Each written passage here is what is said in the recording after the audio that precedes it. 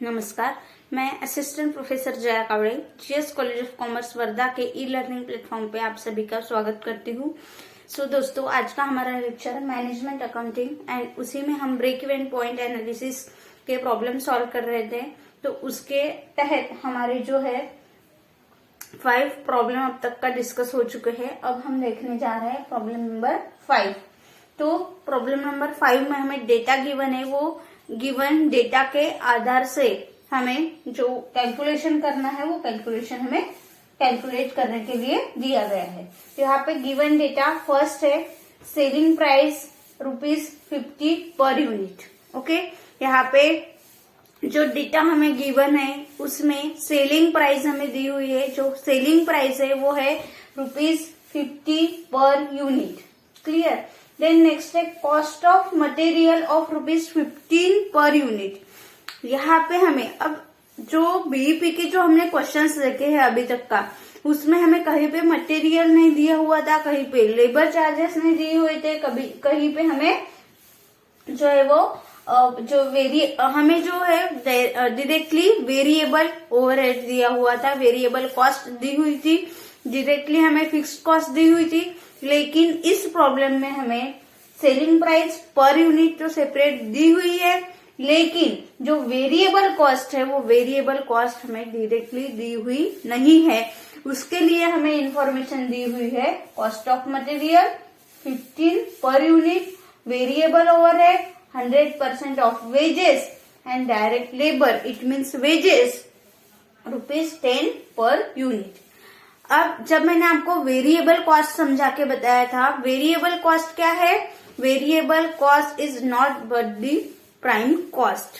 Clear. Variable cost ये एक prime cost ही है जो कंपनी जो यूनिट्स का जो प्रोडक्ट का प्रोडक्शन कर रही है, वो प्रोडक्शन करने के लिए कंपनी को कितनी कॉस्ट आती है, ये अगर हम देखते हैं तो वो आएगा प्राइम कॉस्ट। अब प्राइम कॉस्ट में क्या क्या हेडिंग्स आते हैं हमने कॉस्ट शीट में देखा है। क्लियर। कॉस्ट अकाउंटिंग में कॉस्ट शीट जब हमने टॉपिक पढ़ा है तो हमें पता है कि प्राइम कॉस्ट के अंदर क्या क्या आता है। क्लियर। तो वहां पे हम डायरेक्ट लेबर लेते हैं, डायरेक्ट मटेरियल लेते हैं और डायरेक्ट एक्सपेंसेस लेते हैं। तीनों को कंबाइन करके हमारी हो जाती है प्राइम कॉस्ट। तो यहाँ पे जो हमें वेरिएबल कॉस्ट लेना है, तो वेरिएबल कॉस्ट के लिए भी हमें ये जो मटेरियल दिया हुआ है, वेरिएबल ओवरहेड्स दिए हुए हैं और डायरेक्ट लेबर दिया हुआ है, इसको हमें ऐड करना है। क्लियर। तो यहाँ पे और सॉल्यूशन में सबसे पहले हम लेंगे वेरिएबल कॉस्ट। वेरिएबल कॉस्ट के लिए हमें क्या क्या गिवन है, एक minute. Variable cost is equal to क्या क्या गिवन है, कॉस्ट ऑफ मटेरियल। तो यहाँ पे हम सबसे पहले लेंगे material plus second variable overhead. तो सेकंड है हमारा variable overhead. Okay. And third one है डायरेक्ट लेबर। तो यहाँ पे डायरेक्ट लेबर। ठीक है। अब मटेरियल कितना दिया हुआ है, 15 पर यूनिट। तो यहाँ पे per unit 15 plus variable overhead कितना है, 100% ऑफ वेजेस। लेकिन इससे पहले हमें वेजेस अगर पता रहेगा तो ही हम 100% ऑफ वेजेस वेरिएबल ओवरहेड लेंगे। तो यहाँ पे देखिए wages means he direct labour है। ओके, क्योंकि डायरेक्ट लेबर को जो पेमेंट करते हैं उस पेमेंट्स को ही हम लेबर कहते हैं, सॉरी वेजेस कहते हैं। क्लियर। तो यहाँ पे डायरेक्ट लेबर है ₹10। क्लियर। और जो वेरिएबल ओवरहेड लेना है 100% ऑफ वेजेस, मतलब यहाँ पे वेजेस अगर 10 है तो 100% कितना आएगा, 10। तो यहाँ पे जो वेरिएबल ओवरहेड है वो भी कितना रहेगा, ₹10। क्लियर। तो यहाँ पे टोटल हो जाएगा 15 + 10 + 10 35। यहाँ पे वेरिएबल कॉस्ट आती है हमारी 35। वेरिएबल कॉस्ट 35 कितना है, 35 पर यूनिट। क्लियर। 35 पर यूनिट, क्योंकि जो गिवन वैल्यूज है वो पर यूनिट गिवन थी। मटेरियल, वेरिएबल ओवरहेड और डायरेक्ट लेबर। इसलिए यहाँ पे हमारी जो वेरिएबल कॉस्ट है पर यूनिट आई है 35। क्लियर। अब हमारे पास सेलिंग प्राइस है 50, वेरिएबल कॉस्ट है 35, तो हम बाकी के जो फिक्स्ड कॉस्ट भी हमें गिवन है ऑलरेडी, कितनी है 60,000। क्लियर। अगर तीन वैल्यू हमें पता है, सेल्स, ब्रेक इवन पॉइंट और फिक्स्ड कॉस्ट, तो हम इजीली आगे के जो कैलकुलेट करने के लिए हमें पॉइंट्स दिए हुए हैं वो इजीली हम कैलकुलेट कर सकते हैं। क्लियर। तो चलिए फर्स्ट कैलकुलेशन क्या है, ब्रेक इवन पॉइंट। अब ब्रेक इवन पॉइंट के लिए हम पीवी रेशो, जो पीवी रेशो हमें बताया नहीं है, लेकिन हम यहाँ पे जो है पीवी रेशो का भी कैलकुलेशन कर सकते हैं। तो यहाँ पे फर्स्ट कैलकुलेशन कर लेते हैं, calculation of PV ratio, calculation of PV ratio. Clear. क्या फॉर्मूला है पीवी रेशो के लिए, PV ratio is equal to sales minus variable cost divided by sales multiply by 100, या contribution divided by sales multiply by 100, ऐसा भी कर सकते हैं। क्लियर। तो यहाँ पे सेल्स पर यूनिट दिया है, सेल्स कितना है 50 लेस वेरिएबल कॉस्ट अभी हमने कैलकुलेट की है, कितनी है 35, तो यहाँ पे 35, ठीक है, डिवाइडेड बाय सेल्स कितना है 50 मल्टीप्लाई बाय 100। ओके, तो यहाँ पे 15 डिवाइडेड बाय 50 मल्टीप्लाई बाय 100। यहाँ पे पीवी रेशो का अगर कैलकुलेशन हम करते हैं तो हमारा यहाँ पे पीवी रेशो आता है 30%। कितना 30%। तो यहाँ पे PV ratio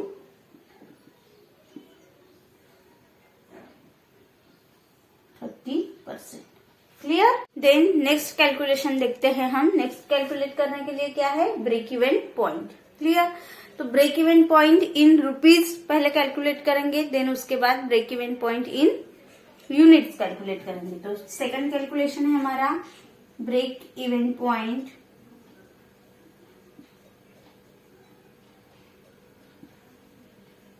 break even point. Okay, calculation of break even point.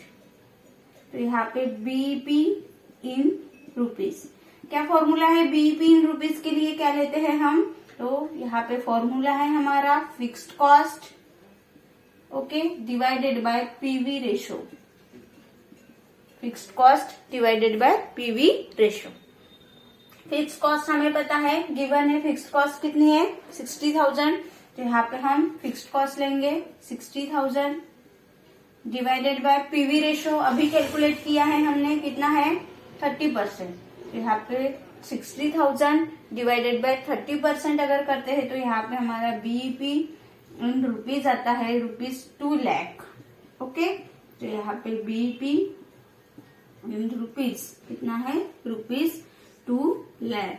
तो हमें इस कंपनी को अगर अपने टोटल रिवेन्यू और टोटल कॉस्ट अगर इक्वल करनी है, या कंपनी को अगर नो प्रॉफिट नो लॉस और नो प्रॉफिट नो लॉस के लिए अगर कंपनी को सेल्स करना है, तो कितना सेल्स करना पड़ेगा ₹2 लाख। क्लियर। तो यूनिट्स में देखते हैं कि कितने यूनिट सेल करने पड़ेंगे। क्लियर। तो अगर बीईपी इन यूनिट्स अगर हम देखते हैं तो यहाँ पे बीईपी इन यूनिट्स, ओके, तो बीईपी इन यूनिट्स के लिए क्या फॉर्मूला है हमारे पास, सेम फिक्स कॉस्ट लेंगे हम और डिनोमिनेटर में लेंगे divided by contribution per unit. Okay, contribution यहाँ पे per unit. Clear. Fix cost है हमारे पास 60,000, okay, contribution per unit sales minus variable cost 50 minus 35 15, यहाँ पे 60,000 डिवाइडेड बाय 15। तो यहाँ पे हमारा जो BEP in rupees BEP in units आता है 4000 यूनिट्स। कितना आता है 4000 यूनिट्स। तो बीईपी इन यूनिट्स कितना आया है 4000 यूनिट्स। क्लियर। तो जो कंपनी का जो सेल्स है ₹2 लाख कंपनी अगर सेल्स करती है no profit no loss basis पे, तो कंपनी को कितने यूनिट सोल्ड करने पड़ेंगे? 4000 यूनिट्स। क्रॉस चेक कर लेते हैं। 4000 यूनिट्स कंपनी ने प्रोड्यूस किए। क्लियर। कंपनी का जो सेलिंग प्राइस है 50, तो कंपनी को प्रॉफिट कितना होना चाहिए? कंपनी का टोटल सेल्स कितना होना चाहिए? ओके, 2 लाख आना चाहिए। तो 4000 मल्टीप्लाई बाय 50 कर दो। यहाँ पे 20 और ये 1 2 3 4 रुपीज 2 लाख। क्लियर, इजी है। तो इस तरह से कंपनी ब्रेक इवन पॉइंट पे अगर कंपनी को सेल्स करना है तो कंपनी को एटलीस्ट ₹2 लाख का सेल्स करना पड़ेगा, और 2 लाख का सेल्स करने के लिए एटलीस्ट कंपनी को 4000 यूनिट्स सेल्स करने पड़ेंगे। अगर कंपनी 4000 यूनिट सेल्स करती है तो ही कंपनी को नो प्रॉफिट नो लॉस होगा। अदरवाइज अगर कंपनी 4000 यूनिट्स के से अगर कम यूनिट्स सेल्स करती है तो कंपनी लॉस में जाएगी। क्लियर। तो इस तरह से मैनेजमेंट को अगर डिसीजन लेना है कि कंपनी को नो प्रॉफिट नो लॉस के लिए कितना सेल्स करना पड़ेगा, तो ₹2 लाख का। क्लियर। अब नेक्स्ट कैलकुलेशन दिया हुआ है profit and loss if. Profit और लॉस इफ। हमें प्रॉफिट और लॉस कैलकुलेट करना है, बट कब? इफ। यहाँ पे कंडीशन दी हुई है। फर्स्ट कंडीशन है sales are 20% above the BEP. अगर सेल्स जो है वो बीईपी के अगर 20% अबोव रहता है, 20% इंक्रीज करते हैं हम, तो यहाँ पे हमें जो प्रॉफिट है वो प्रॉफिट और लॉस आएगा, और कितना आएगा ये हमें कैलकुलेट करना है। क्लियर। तो यहाँ पे प्रॉफिट और लॉस सबसे पहला फर्स्ट कंडीशन पे सॉल्व करते हैं हम। तो यहाँ पे प्रॉफिट नेट लॉस हमें कैलकुलेट करते आना ही चाहिए, और फॉर्मूला भी हमारे पास है। तो सबसे पहले कैलकुलेशन है हमारा प्रॉफिट और लॉस। ओके, प्रॉफिट होगा या फिर लॉस होगा। Condition if. फर्स्ट कंडीशन क्या है? Sales are 20% above the BEP. Okay, sales are 20% above the BEP. Clear. अब बीईपी कितना है हमारा? ₹2 लाख। 2 लाख के 20% अबोव करना है। क्लियर। तो यहाँ पे 20% अबोव दी बीईपी। तो यहाँ पे बीईपी कितना है? BEP plus 20%। क्लियर। तो यहाँ पे बीईपी कितना है हमारा? ₹2 लाख। ओके, 2 लाख के 20% अगर हम करते हैं तो यहाँ पे 20% कितने हो जाएंगे? 10% अगर करते हैं तो 20,000, 20% 40,000। तो यहाँ पे 22 लाख प्लस 40,000, टोटल यहाँ पे सेल्स कितना होगा? 2,40,000। क्लियर। तो यहाँ पे हमारा जो सेल्स है, रिक्वायर्ड सेल्स है, वो कितना होगा? 2,40,000। क्लियर। अब ये जो 2,40,000 रिक्वायर्ड सेल्स है, इसके लिए हमें प्रॉफिट और लॉस कैलकुलेट करना है। प्रॉफिट और लॉस क्या होगा, कितना होगा? क्लियर। तो अगर रिक्वायर्ड सेल्स है हमारा, सेल्स गिवन है 2,40,000, तो हमें प्रॉफिट कितना होगा ये अगर कैलकुलेट करना है तो हमारे पास फॉर्मूला है प्रॉफिट इज इक्वल टू। क्या फॉर्मूला है प्रॉफिट का? प्रॉफिट का फॉर्मूला है हमारे पास sales multiply by PV ratio. Okay, इसको ब्रैकेट में लेना है, माइनस फिक्स्ड कॉस्ट। ओके, तो यहाँ पे profit is equal to sales multiply by PV ratio minus fixed cost. Sales जो यहाँ पे हमने अभी यहाँ पे जो नया सेल्स कैलकुलेट किया है, न्यू सेल्स कितना है? बीईपी प्लस 20%, जो कि आया है 2,40,000। तो यहाँ पे सेल्स लेंगे हम 2,40,000 मल्टीप्लाई बाय पीवी रेशो कितना था? 30%। यहाँ पे पीवी रेशो कितना है? 30%। ओके, माइनस फिक्स्ड कॉस्ट कितनी है? 60,000। ओके, फिक्स्ड कॉस्ट कितनी है यहाँ पे given? 60,000।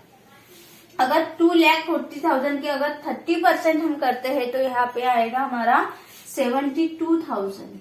Okay, 72,000 minus 60,000 fixed cost 60,000। Okay, तो यहाँ पे प्रॉफिट आता है 72,000 माइनस 60,000, तो यहाँ पे प्रॉफिट आएगा हमारा 12,000 रुपीज 12,000। तो अगर कंपनी बीईपी के 20% अबो अगर सेल्स करती है तो कंपनी को प्रॉफिट कितना होगा 12,000। क्लियर। फर्स्ट कंडीशन फुलफिल हो गई कि अगर कंपनी बीईपी के 20% अबो अगर सेल्स करती है तो कंपनी को प्रॉफिट कितना होगा 12,000। क्लियर। नेक्स्ट सेकंड कंडीशन देखते हैं। B, sales are 10% below the BEP. Sales are 10% below the BEP. Definitely देखिए, ब्रेक इवन पॉइंट एक ऐसा पॉइंट है जहां कंपनी को नो प्रॉफिट नो लॉस होता है। तो इजीली ये सभी के समझ में आ गया होगा कि अगर हम बीईपी जितना सेल्स करते हैं, जितना बीईपी हमारा आया है उतना अगर सेल्स करते हैं तो कंपनी को ना प्रॉफिट होगा ना लॉस होगा। लेकिन अगर बीईपी से ज्यादा अगर हम सेल्स करते हैं, अभी कंडीशन देखिए हमने 20% अबो, अगर बीईपी से ज्यादा अगर हम सेल्स करते हैं तो कंपनी को क्या होगा प्रॉफिट होगा। क्लियर। और अगर हम बीईपी से कम सेल्स करेंगे तो कंपनी को लॉस होगा। क्लियर। क्योंकि जो मार्जिन है वो यूनिट्स है, वो जो पॉइंट है वो है नो प्रॉफिट नो लॉस का। अगर उससे कम आप प्रॉफिट कम सेल्स करेंगे तो लॉस होगा, अगर आप जो सेल्स है वो अगर ज्यादा करते हैं तो प्रॉफिट होगा। अब फर्स्ट कंडीशन हमने देखी है कि अगर बीईपी से अगर ज्यादा का सेल्स हम करते हैं तो कंपनी को प्रॉफिट होगा, और डेफिनेटली कंपनी को प्रॉफिट हुआ है 12%। क्लियर। अब नेक्स्ट जो कंडीशन है हमारी, sales are 10% below the BEP. अगर बीईपी के 10% बिलो अगर हम सेल्स करते हैं तो कंपनी को डेफिनेटली लॉस होगा। चलिए देखते हैं कैसे होगा। क्लियर। तो बी क्या है? B, sales are 10% below the BEP. Okay, तो यहाँ पे सेल्स कितना लेंगे हम? BEP minus 10%। ओके, बीईपी कितना है? 2 लाख। ओके, 10% लेस करना है। 10% कितना आएगा 2 लाख का? 20,000। तो यहाँ पे न्यू सेल्स की प्राइस कितनी आएगी? 2 लाख माइनस 20,000, 1,80,000। ओके, अगर बीईपी के 10% बिलो अगर हम सेल्स करते हैं तो हमारा सेल्स कितना होगा? सेल्स कितना करेंगी कंपनी? 1,80,000 का। क्लियर। अब अगर कंपनी 1,80,000 का अगर सेल्स करती है तो कंपनी को प्रॉफिट होगा या लॉस होगा, और वो कितना होगा? तो यहाँ पे प्रॉफिट और लॉस का कैलकुलेशन हम करते ही हैं, प्रॉफिट ऑब्लिक लॉस, या फिर प्रॉफिट ही लिख लेते हैं। प्रॉफिट इज इक्वल टू क्या फॉर्मूला है? Sales multiply by PV ratio in bracket, okay, minus fixed cost, minus fixed cost. Clear. Sales कितना है? ये जो अभी कैलकुलेट किया है, बीईपी के 10%, बीईपी के बिलो 10% कितना है? 1,80,000 मल्टीप्लाई बाय पीवी रेशो कितना था? 30%। ओके, तो यहाँ पे 30%, इसको ब्रैकेट में लेंगे, minus fixed cost. Fixed cost कितनी है? 60,000, यहाँ पे माइनस 60,000। ओके, करिए कैलकुलेशन। 1,80,000 मल्टीप्लाई बाय 30% अगर करते हैं तो यहाँ पे कैलकुलेशन आता है 54,000। Okay, minus 60,000। अब देखिए 54,000 जो है वो कम है 60,000 से, तो डेफिनेटली ये जो यहाँ पे जो कैलकुलेशन आएगा माइनस में आएगा 6,000। ओके, और अगर माइनस में है तो क्या है? लॉस है डेफिनेटली। ओके, तो यहाँ पे लॉस आता है, क्या आता है? Loss 6,000, loss ₹6,000। तो देखिए यहाँ पे कंफर्म हो गया कि कंपनी अगर बीईपी के बिलो अगर सेल्स करती है, कंपनी अगर बीईपी सेल्स से कम अगर सेल्स करती है तो कंपनी को डेफिनेटली लॉस होगा। यह अभी हमने प्रूव किया है। कंपनी अगर बीईपी के 10% बिलो सेल्स करती है 1,80,000 तो कंपनी को लॉस होता है 6,000। और अगर कंपनी बीईपी से ज्यादा अगर सेल्स करती है 20% अबो अगर कंपनी ने सेल्स किया है तो कंपनी को प्रॉफिट होगा 12,000। तो इस तरह से ये जो पॉइंट था इसमें हमने ये जो 2 पॉइंट है ये हमने कैलकुलेट किए हैं। और जो मैंने आपको जो कंसेप्ट में बताया था वो अभी क्लियर हो गया है कि कंपनी को नो प्रॉफिट नो लॉस के लिए एटलीस्ट जितना सेल्स करना है वही है बीईपी। और अगर कंपनी बीईपी के अगर ज्यादा सेल्स करती है तो कंपनी को प्रॉफिट होगा। और अगर कंपनी अगर बीईपी से अगर कम सेल्स करती है तो कंपनी को लॉस होगा। और ये आज के इस लेक्चर में आज के इस प्रॉब्लम में हमने प्रूफ करके दिखाया है। क्लियर? तो आज यहीं पे रुकते हैं, फिर मिलेंगे नेक्स्ट लेक्चर में और एक नए प्रॉब्लम के साथ। तब तक के लिए देखते रहिए कॉलेज का यूट्यूब चैनल, लाइक कीजिए, शेयर कीजिए। धन्यवाद। घर पे रहिए, सुरक्षित रहिए।